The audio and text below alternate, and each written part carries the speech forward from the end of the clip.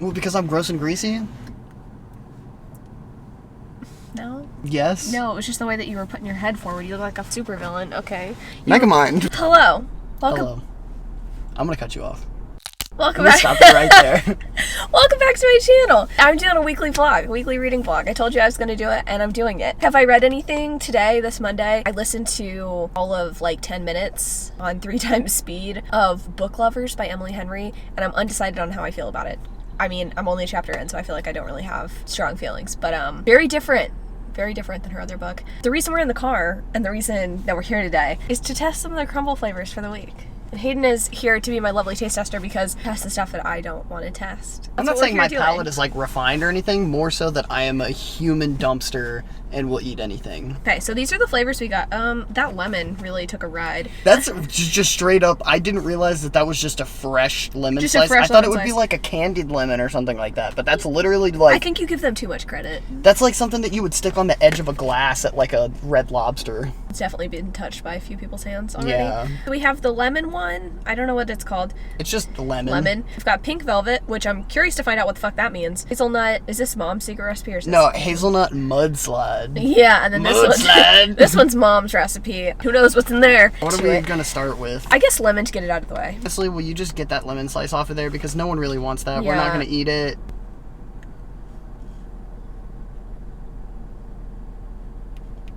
Yeah? Tastes like lemon pledge. Does it taste like a restaurant water? No, it's something else entirely. Okay, here's the thing. I kind of get the lemon pledge thing. Yeah. But only when I put it up to my mouth to take a bite. It's the smell. It's like overwhelming. Yeah, exactly. It's the taste smell is not with bad. the taste, but once you take it away and you're just chewing it, the taste is actually pretty good. I'm also It's not- like mild lemon. I'm not a lemon dessert girl, so that could be a part of it. Yeah. What I am- It's pretty alright. So for the record, the whole reason we're doing this is because, well, we want to, first of all. Secondly, we were gone for a week and we didn't get to have the crumble flavors last week, of which I'm sort of regretting because there was red velvet with like the little cream cheese chips, and that would have been pretty good. So, but you know what? Maybe pink velvet will really hit the spot. It does kind of smell almondy. And it has cream cheese frosting on it. Almond. I think it's just the lemon cookie that I'm getting like the smell of like the blueberry muffin cookie that I've had from them previously. It's not really giving off any discernible flavor. I definitely wouldn't have picked it out had I not seen it on the internet. But I can taste it's supposed to be supposedly a vanilla almond cookie with cream cheese frosting.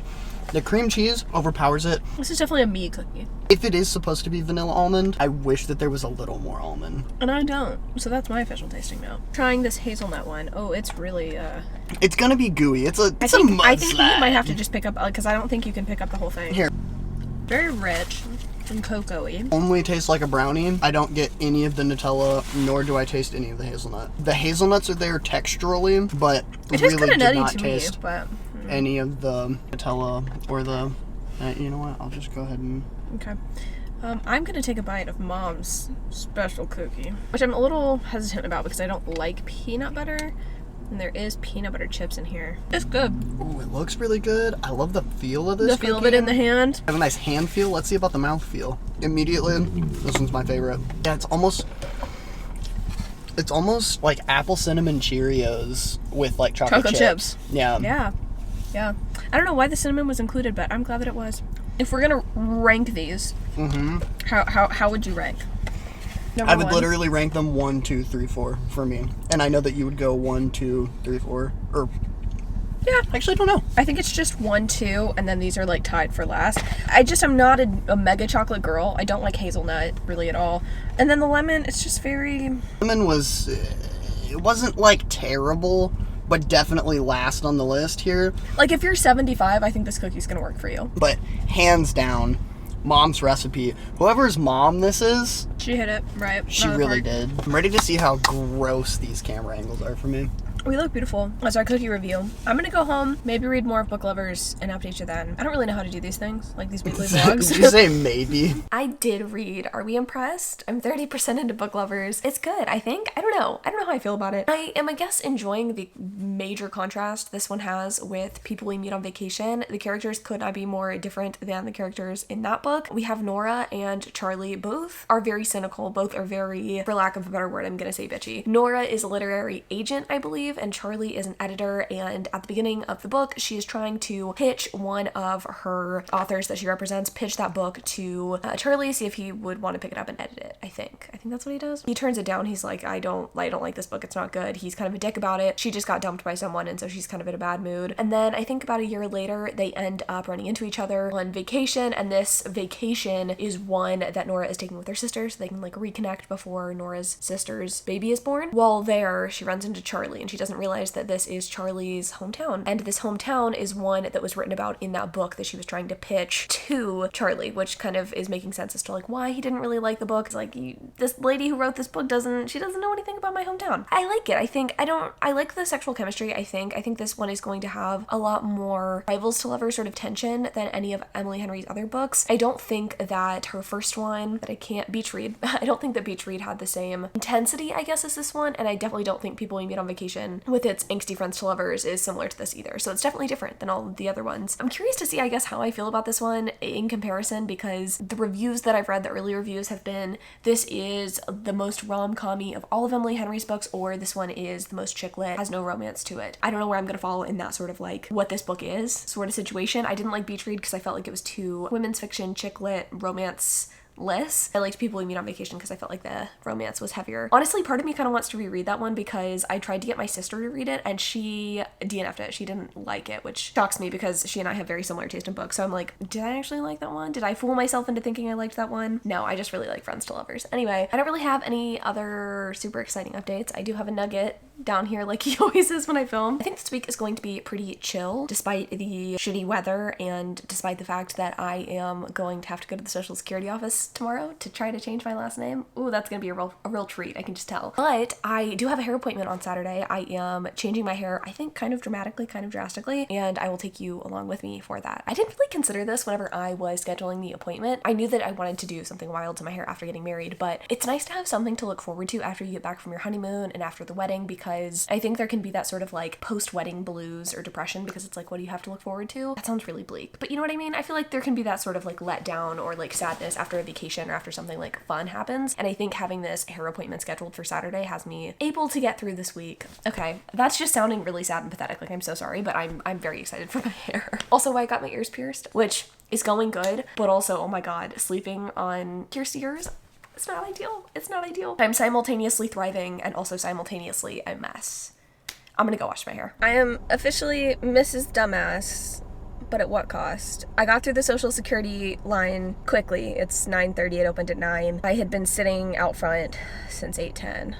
We love bureaucracy. But honestly, shout out to the lovely lady that helped me because I bet this is a pretty thankless job. I'm just grateful to have gotten in and out really quickly. I'm also like 50% into book lovers, and I still like, I don't have any feelings. I feel like I won't have solidified feelings until I'm done with this book because honestly, like Nora and Charlie are fun characters. Like I want to root for them and their relationship, but I just don't feel like there's enough there at this point for me to be like, oh wow, soulmates. It's giving Beach Read rather than People We Meet on Vacation because there's not that like built-in past with these characters, and like I don't know what about them works. I will say I can definitely tell this is not an opposites attract romance. It's definitely we come from not similar life circumstances, but we have similar burdens. They're both eldest children. They both really love the city and don't like, you know, small town living. They're both a little bit shrewd. They're both really into their jobs. So I can tell that they definitely like relate on some levels and that they could be a good match. But I just feel like right now all we're getting is Nora editing or helping Charlie edit this book, and yet like they're not actually interacting very much in that process. And again, I'm only 50% in. I say only, I mean I'm halfway through the book and I still just don't know things. My coherence is just at an all-time high today because I woke up at 6:30. It is a book that exists. I'm not regretting buying it in paperback, but I kind of wish that I had waited. I'm very undecided. I just really don't have strong feelings. This could either be like a 2-star read or a 5-star read. I have no idea. Different day, same hair, same location, because this is where I spend 90% of my time. The past couple of days have been interesting. Don't even really have words. Just losing my human rights and all that. I did finish Book Lovers today, which is why I'm updating you. And also I'm feeling a little bit better because I just did some online shopping. Book Lovers though didn't help to improve my mood. I will say I ended up giving this book 2 stars, which is so disappointing. This is like the one book I thought I could count on this year. The one like most anticipated book on my most anticipated list. But I was like, for sure this is going to be at least 3 stars, you know, it's not going to totally suck. And the thing is, it didn't totally suck. There was just so much missing for me. I'm not at a loss for words. I have a lot of words. I wrote an entire Goodreads review on it. Really, I think my main issue with this book was the characters. I wanted so badly to love Nora, our main character, because again, she is this kind of like stony character, and she is having this like book written about her and her personality. She is able to kind of take that with grace and humility and just like edit the book and have a good time with it. But I just didn't enjoy her characterization. I think part of it too is like, I have never had anyone close to me pass, and so I don't know what appropriate like grieving looks like, but it just felt like some of Nora's actions and like thoughts were a bit immature.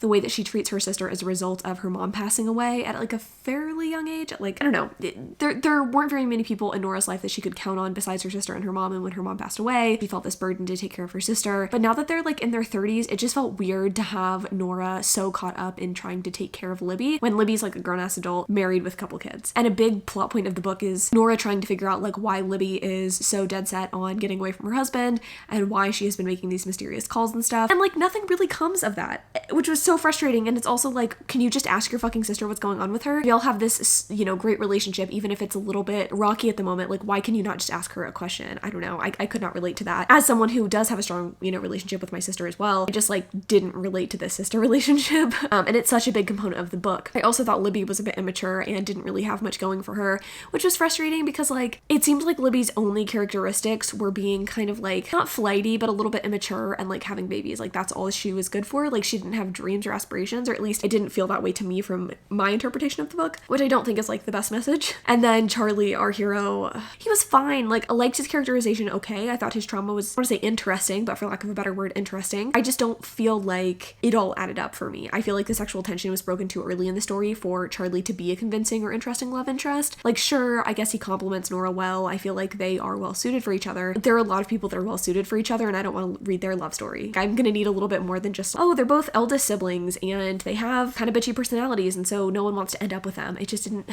it didn't feel it didn't feel perfect for me. I just frustrated. I just feel like overall the message and the story of this book was like not there. It was just not there for me. I guess Nora grew a little bit throughout the story. She did end up trusting this guy. She ended up letting Libby go a little bit, but ultimately found it like pretty disappointing. It definitely was not a swoony romance, even though I think there was like more time spent on the romance in this one. I don't know. It just didn't do it for me, and I'm sad, and now I feel like I don't know how to feel about Emily Henry's books. Beach Read was just okay. I think I gave it 3 stars.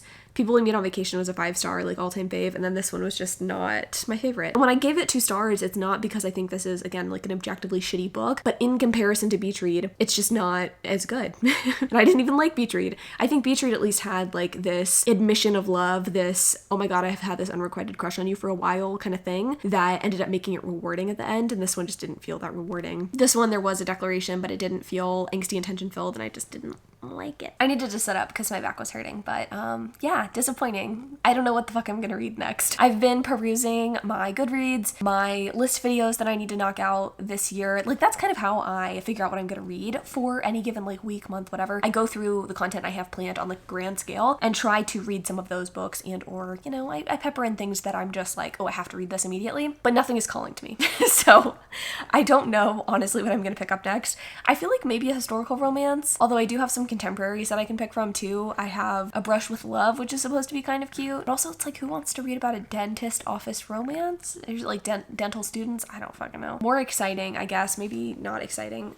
I didn't realize how greasy I looked today. I purchased things on Amazon, which made me feel good. I have so many fun plans for this weekend. Will I knock them all out? I don't know. I feel like I was getting a little overly ambitious, but I want to film a few different things. I need to film the rest of this vlog, obviously. I'm going to show y'all my hair transformation, which I think is arguably going to be the most exciting part of this vlog. But I also want to film my wedding makeup tutorial, so I bought a backdrop on Amazon for that. I bought like a backdrop stand, I bought clamps, I bought like a fitted sheet to be a backdrop. It's something that I'd been thinking about for a while, but I think honestly it might just be nice to have beyond just this like one random makeup tutorial I'm doing on my channel. I don't know, I was watching Ali Glein's videos. Something about a makeup girly's like backdrop setup just makes me excited. I just like the way it looks. I feel like it's crisp, it's clean, it's satisfying, and sometimes I don't want to film in front of my bookshelves. I also have room in my spare bedroom to like set up a backdrop and not have to take it down. So I feel like that would be nice to have set up in case I want to film any sort of like video intros or recommendation videos or anything a little bit more like formal. It sounds satisfying, so I'm excited about it. That should be here Friday because I'm trying to film that video Friday. Friday. And then I'm also, I think, gonna film a bookshelf reorganization video. One of my goals this year is to read more of my owned books that I have not read before. So I'm thinking, I have like a corner bookshelf situation. So like on one wall, I think I'm gonna have all of my read books, and on the other wall, do all of my unread books so they're easier to get out of there. So I'm gonna try to do that on Sunday, I think. So makeup tutorial Friday, hair done Saturday, pictures of my new hair Sunday, bookshelf reorganization Sunday. Lots of things happening. Exciting, maybe, I don't know. Nugget doesn't care, but Nugget looks like a precious angel. Let me just, I have no idea what I'm gonna read. I'm gonna pick something and then we'll talk about it tomorrow, maybe. Hello friends, happy Saturday. It's the freaking weekend. I'm so excited. I didn't film on Thursday or Friday because I don't want to say not much happened. Thursday I didn't really do shit. Friday I was hyper productive and just didn't film. I did read a little bit, but I feel like that's part of the reason I've been hesitant to film. It's like I haven't been reading at a high volume, and it feels weird to update if I don't have anything about books to say, which is silly because I feel like weekly reading vlogs, like that's not totally necessary. Correct me if I'm wrong, but I tend to enjoy the life updates in weekly reading vlogs from people more than the book updates a lot of the time. I don't know, I just find it more exciting, and I feel like I'm gonna try to cut myself a little slack when it comes to what content I put in here. But Thursday I went to Sephora. I picked up some new eyebrow products. That was like the main reason I went, because I am changing my hair color today. I think I've told you that I am doing like a big change to my hair. I am coloring my hair. I'm also gonna cut my hair, not like crazy short, but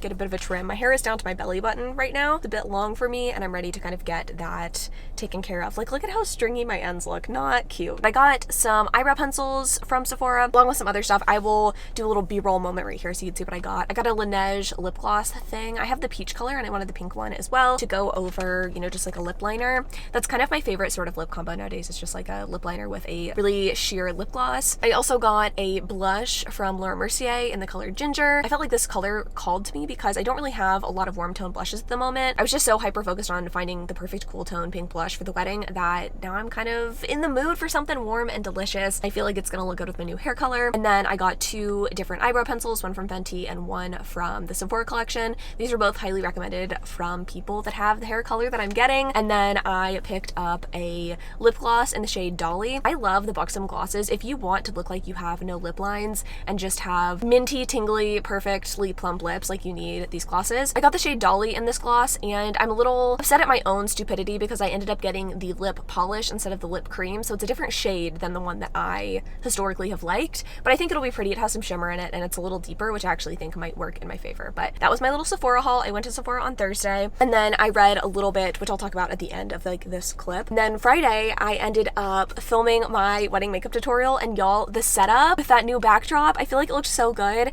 You'll have seen that video hopefully before you see this one, so you'll know. I feel like I looked like a little beauty guru. I don't have the talent of a beauty guru, but I feel like the backdrop made it look like I did. So 2 thumbs up. Love the way that went. It took me basically like 2 hours to film, and it's gonna take me even longer to edit that video probably today, which not looking forward to, but from what I can tell, the footage turned out pretty well, and I'm just pleased with it. I feel like it looks good. I already made the thumbnail for the video, and I'm just like very excited and glad that I got to do this. It definitely makes me want to do kind of more, I don't want to say interesting things on my channel in the future, but more non-book related things. I mean, obviously this is always going to be a book channel, don't worry, but I think sometimes it's fun to switch things up and or include more life stuff. I was thinking of like maybe doing quarterly or monthly favorites that are non-book related, because I have gotten questions in the past about like different home goods and makeup and skincare and all kinds of things like that, and I just think it would be fun to update because I do have other interests in like things outside of just books. But I guess now back to the present, back to Saturday.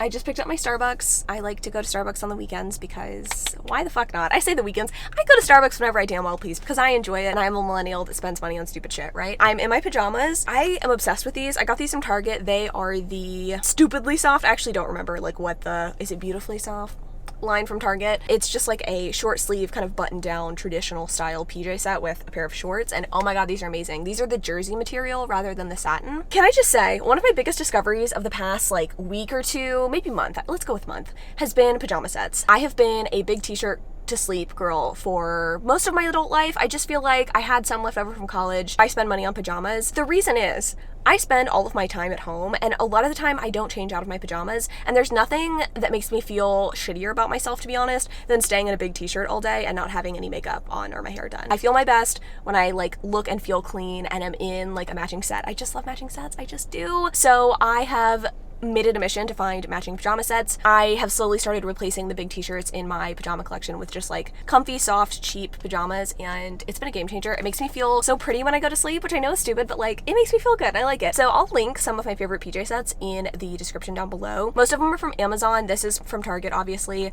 but if you're someone who sleeps hot, I have little cami sets with shorts that are really great. They're that kind of like soft jersey material that I feel like works so well for sleepwear, so I'll link my favorites. I know it's a silly thing, but like I'm in my pajamas at the Starbucks drive-thru and I feel cute in this rather than in a big t-shirt. I guess maybe it's less socially acceptable to go out in a PJ set than it is in a big t-shirt and shorts, but I don't give a shit. I feel cute. I feel fine. I'm gonna stay in this as I edit my makeup tutorial when I get home. I'll briefly tell you what I've been reading. I'm gonna try to make it quick because I feel like I've been talking forever. But I've started about 3 different books at this point. I started Not the Witch You Wed, which is a book that I definitely need to finish today because I think it is due tomorrow. This is a interesting take on the whole witches thing. We have a witch with no power and she is having to fake date a werewolf. And I haven't gotten that far into this one, but I'm excited to see where it goes. I'm reading this one for a list video. I am working on list videos. I am.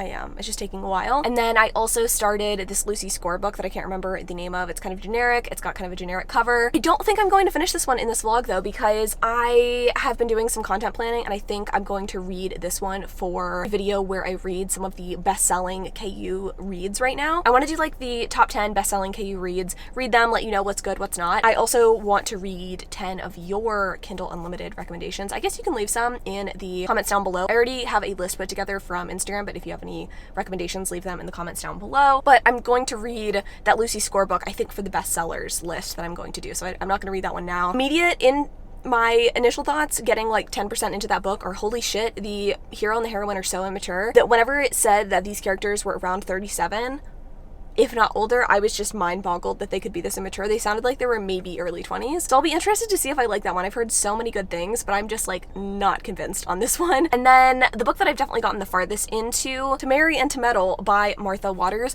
This is the 3rd book in that series. I think the first one's like To Love and to Loathe, Hate and to Hoax. Is that one of them? I don't fucking know. Series of illustrated cover historical romances that everybody seems to enjoy. I don't know if anyone really enjoys them. This one is okay, I think. It's just one of the most generic books I've ever read. It is about our hero who is trying to find a suitable bride so that he can bring some sort of like legitimacy to his theater company. He wants lords and ladies to be able to attend his theater and it not be this sort of scandalous place to go anymore. And so he marries a woman who has a really solid reputation, again, so he can add some legitimacy. And then our heroine is someone who is trying to avoid a marriage to a man who is kind of bad news, kind of a shitty dude. And the only reason that she would be like promised to this man in the first place is because he holds the debts of her father. And so her parents are kind of like, are not really interested in marrying her off to someone who is actually eligible and interesting. They are just waiting and hoping that this guy who controls all of the dad's debts will marry this woman, and she's like, I don't want to fucking marry this dude. So she kind of impulsively marries this guy who owns the theater instead. And it's just, there's nothing there. I feel like with a historical romance, more than any other kind of romance, you're gonna need some sort of trope to draw me in. I'm gonna need it to be enemies to lovers. I'm gonna need it to be, I guess this is a marriage of convenience, but it is like the blandest shit ever. It does not feel high stakes at all. And I don't even mean bland in an insulting way. Like, it is perfectly fine. It's an enjoyable listening experience. Kind of, I think the male audiobook narrator kind of sucks, but like, it's serviceable. It's not pissing me off. It's just so uninteresting. I don't understand our heroine's motivations, besides like not wanting to marry this creep. She's just kind of boring to me, and I think we're supposed to feel sorry for her and or think that she is this like sweet summer child and needs to be protected at all costs, and oh my god, she's like growing and changing and maturing, and like I'm so proud of her for standing up for herself to her parents. Like, I don't give a fuck. Sorry, I'm kind of going off. I really don't have that strong feelings about this book. I am happy for this author that they got their book published. I'm just like really bored, but I also have to read this one for a list video, so I'm just trucking my way through. I'm done rambling. I've been talking for like 15 minutes and my Starbucks is getting cold. Happy Monday. It's been a second since we last spoke. I didn't update you on Saturday after I got my hair done, and I didn't update you on Sunday because I was hanging out with my sister, taking some pics of the new do, going on a little bit of a book buying excursion, which I'll show you here in a second, and then going see Everything Everywhere All at Once. Oh my god, fantastic. If you haven't seen it, you need to go see it. I cried, so that was fun. I have not really read since we last spoke though. That's kind of why I have been putting off filming clips. I mean, I think I said that in the last clip. I'm just like, I'm not really reading. I don't have much to say. Tuesday. I'm still like midway through To Marry and to Meddle by Martha Waters. I'm probably gonna finish that here today and or maybe in the next like weekly reading vlog, but other than that I really have not read very much because my books keep returning to the library before I finish them. Anyway, let me show you the books that I purchased though. I'm kind of excited about this like mini little book haul. My goal is to not really purchase any books this year, and by that I mean spend a net $0. I sold a lot of books to half price at the beginning of the year and I got like $60 from that, and so I have been slowly like doing mini little hauls from half price because I'm like, it's technically costing $0, you know? This was a pre-order. Part of me wants to return it, to be honest. Since I haven't cracked it open, since I haven't read it, I will keep it simply because I think this will be useful to have whenever I'm talking about how disappointing this was. Now the stuff I purchased from half price. My strategy lately at half price has been to pick up books that I think I am going to really enjoy, books that I have already enjoyed, and then also try to look for like indie romances. I haven't really been picking up a lot of like new releases. I say that I have one new release right here, but I haven't really been picking up a lot of new releases or things that I'm like very unsure about because I don't know, I just don't want to risk it. I feel like I've been unhauling so many books lately that were like random new releases I picked up and didn't subsequently enjoy. So anyway, the first book that I purchased is Devil in Spring by Lisa Kleypas. I've read this book before. I did enjoy it. I think I want to slowly collect this series in hardcover simply because I keep randomly finding them at my local half price, and I just love the Avon romance hardcovers. They look so pretty together, and I feel like Avon does a good job at like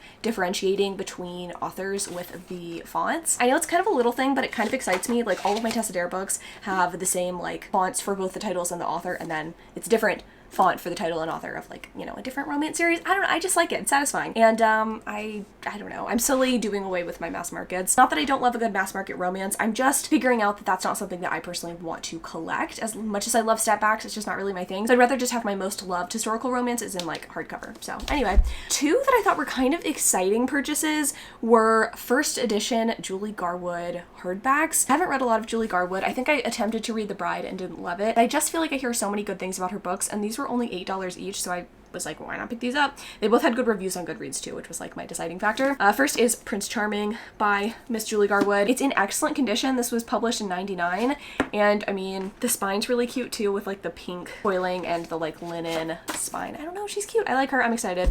One that I think is arguably more exciting, more interesting, and a book that I think has like a cult following, but I think a lot of people enjoy this one, is Ransom by Julie Garwood, and I just think the dust jacket on this one is particularly fun. I typically take off my dust jackets, but this one I think I'll keep on. It's kind of this like vellum-y cover with gold foiling, but then the hardcover itself is like gate on it. I don't know, it's really pretty. I'm excited about this one.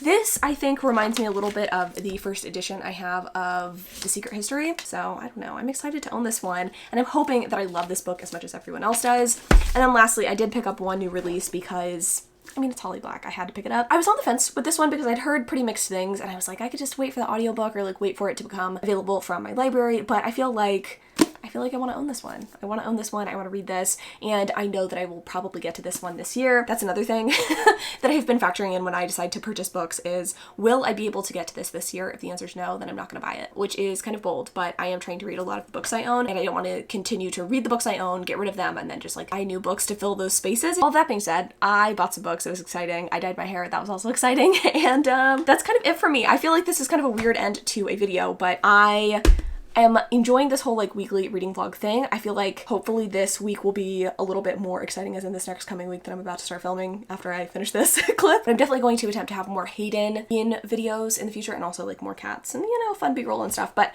hopefully this was in some way entertaining. Really disappointed by book lovers, but you know what? The show must go on, and there's gonna be some other anticipated romances coming out soon that I'm gonna read for some of these vlogs. So fingers crossed that those go better. Thanks so much for watching. Love you all so much, and until next time.